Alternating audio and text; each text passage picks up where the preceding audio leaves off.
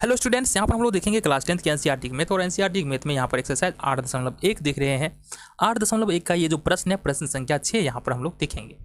प्रश्न क्या कह रहा है आओ जरा हम बात करते हैं। प्रश्न कह रहा है हमारे पास यदि कोण ए और बी न्यून कोण है तो इस त्रिभुज को देखो ना, तो ये मान लो हमारे पास एक त्रिभुज ABC इस प्रकार से है जहाँ पर कोण ए और कोण बी जो है न्यून कोण है। न्यून कोण का मतलब होता है 0 डिग्री से अधिक और 180 डिग्री से कम का कोण। साथ ही साथ कोण C जो है वो हमारा 90 डिग्री है, यानी कि ये 90 डिग्री है। कोण C 90 डिग्री है, इसके ठीक सामने वाली भुजा अगर हम बात करेंगे ये AB, ये हमारा हो जाएगा कर्ण, ठीक है।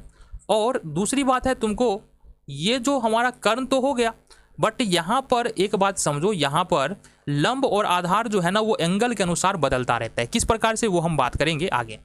तो सबसे पहले तो हमारे पास जो गिवन है वो नोट कर लेते हैं। तो हम देख लेते हैं त्रिभुज ABC में हमको क्या पता है। त्रिभुज ABC में पता है कोण C बराबर जो है वो 90 डिग्री है, ठीक है। लेकिन दूसरी बात हमको क्या पता है, दूसरी बात हमको पता है कि कोण A और कोण B ये हमारा न्यून कोण है।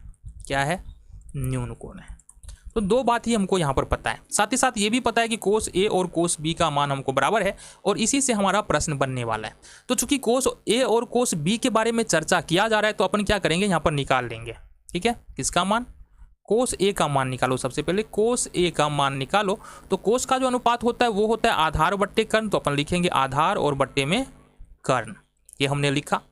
अब यहाँ पर चूंकि A का बात किया जा रहा है तो जिस भी एंगल के बारे में बात करेंगे उसके सामने वाली भुजा जो है वो होता है लंब। तुम्हारा मतलब ये हमारा BC क्या हो जाएगा? लंब।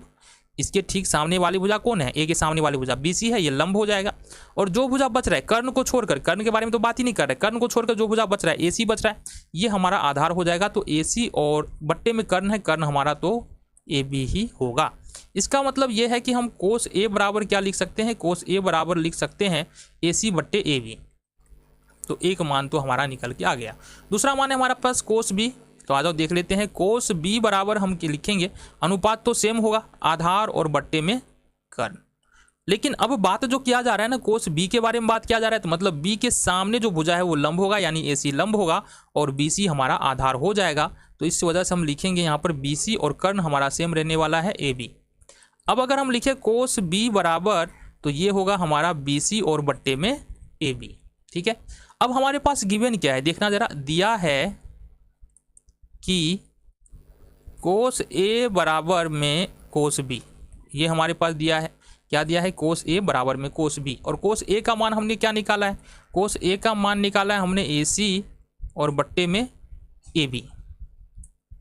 साथ ही साथ कोस B का मान निकाला है हमने BC और बट्टे में AB।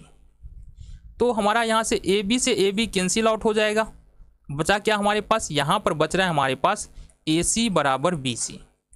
अब देखना AC बराबर BC है कौन? AC हमारा ये वाली भुजा है, BC ये वाली भुजा है।